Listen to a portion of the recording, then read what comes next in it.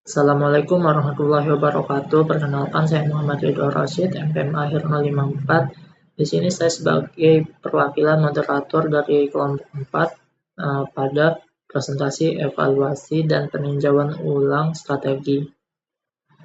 Pertama-tama saya akan memperkenalkan anggota kelompok 4, yaitu mulai dari sebelah kiri. Yang pertama di paling atas ada Kurniawan Sidik dengan NPM akhir 002, kemudian di bawahnya ada Muhammad Gifal Rizkin Haris dengan NPM akhir 036, dan di bawahnya ada Muhammad Kesuma Wardanu dengan NPM akhir 014. Pindah ke bagian kanan, paling atas ada Ramadhani Putralin dengan NPM akhir 007.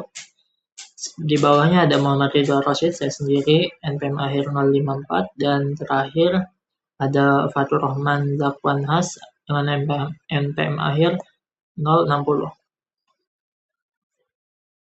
Baiklah, latar belakang pada bab kali ini yaitu dalam era bisnis yang dinamis dan kompetitif, organisasi dituntut tidak hanya memutuskan strategi yang tepat, tetapi juga memastikan implementasi dan evaluasi yang dilakukan secara berkelanjutan.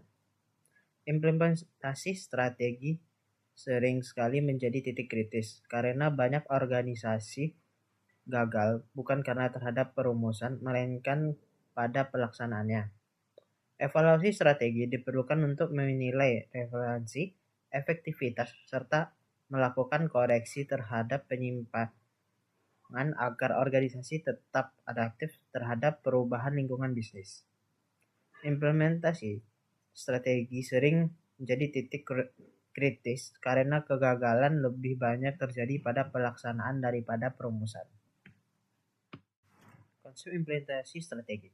Implementasi strategi merupakan proses krusial dalam manajemen strategi yang berfungsi untuk menerjemahkan rencana konseptual ke dalam tindakan operasional nyata. Tahap ini mencakup pengolahan sumber daya, penyusunan struktur organisasi, penyusunan kebijakan, serta motivasi karyawan agar berkontribusi terhadap pencapaian tujuan. Implementasi yang efektif menuntut keterpaduan antar program, anggaran, dan prosedur sehingga strategi dapat dijalankan secara sistematis dan struktur. Oke, selanjutnya ada faktor keberhasilan implementasi strategi. Yang pertama ada struktur organisasi. Yang pertama itu harus fleksibel dan mengikuti arah strategi. Kedua, struktur birokratis menghambat pengambilan keputusan.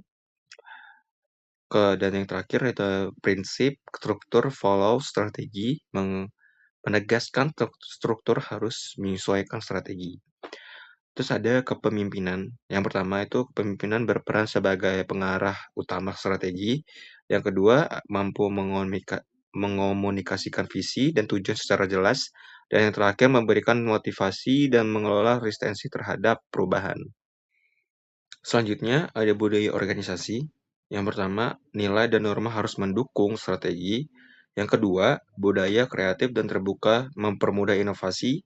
Yang ketiga, budaya positif meningkatkan komitmen dan produktivitas karyawan. Terus ada sumber budaya. Satu, meliputi finansial, manusia, teknologi, dan aset fisik. Yang kedua, alokasi harus sesuai prioritas strategi. Yang ketiga, SDM kompeten dan terlatih menjadi kunci keberhasilan. Selanjutnya kita akan membahas tentang peran organisasi dalam implementasi dari strategi. Setelah sebuah strategi itu dirumuskan, pentingnya organisasi memastikan strategi tersebut dapat dijalankan secara efektif atau tidak. Peran organisasi meliputi pengorganisasian sumber daya, pengembangan sebuah program, dan anggaran, staffing atau pengelolaan sumber daya manusia, serta pengendalian dari organisasi agar seluruh kegiatan tersebut berjalan sesuai tujuan yang telah ditetapkan. Selanjutnya kita akan membahas tentang evaluasi dari strategi. Evaluasi dari strategi merupakan tahap akhir dalam manajemen strategis yang bertujuan untuk menilai keberhasilan dari pelaksanaan strategi. Evaluasi dilakukan untuk peninjauan faktor internal dan eksternal, pengukuran kinerja, penerapan sistem kontrol, benchmarking dengan organisasi lain, serta tindakan korektif apabila terdapat penyimpangan dari target yang telah ditetapkan.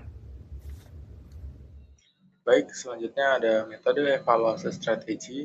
Balance Scorecard merupakan salah satu metode evaluasi strategi yang mengukur kinerja organisasi secara komprehensif dari berbagai perspektif, tidak hanya berfokus pada aspek keuangan.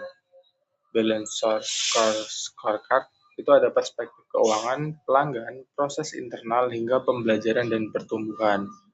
Untuk KPI-nya yaitu kinerja utama yang digunakan untuk mengukur sejauh mana organisasi berhasil mencapai tujuan strategisnya.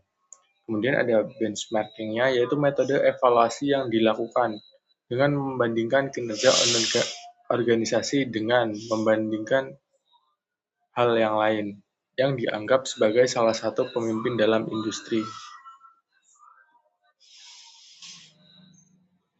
Kemudian ada tantangan dalam implementasi dan evaluasi strategi yang telah dirumuskan. Dalam praktiknya, implementasi dan evaluasi strategi tidak selalu berjalan dengan lancar. Banyak organisasi menghadapi berbagai tantangan yang dapat menghambat keberhasilan dari strategi yang telah dirumuskan. Seperti contoh, kurangnya komunikasi strategi, resistensi terhadap perubahan, keterbatasan sumber daya, ketidaksesuaian struktur organisasi, hingga evaluasi yang tidak berkelanjutan. Oke, selanjutnya itu ada kesimpulan dan saran. Kesimpulannya itu implementasi dan evaluasi strategi merupakan tahap penting dalam manajemen strategis. Implementasi strategi melibatkan penerjemahan rencana ke dalam tindakan melalui struktur organisasi, kepemimpinan, budaya, dan alokasi sumber daya. Keberhasilan implementasi sangat dipengaruhi oleh keselarasan antara strategi dan organisasi. Evaluasi strategi berfungsi untuk mengukur kinerja dan memastikan strategi berjalan sesuai tujuan. Melalui evaluasi yang efektif, organisasi dapat melakukan perbaikan dan menyesuaikan strategi dengan perubahan lingkungan.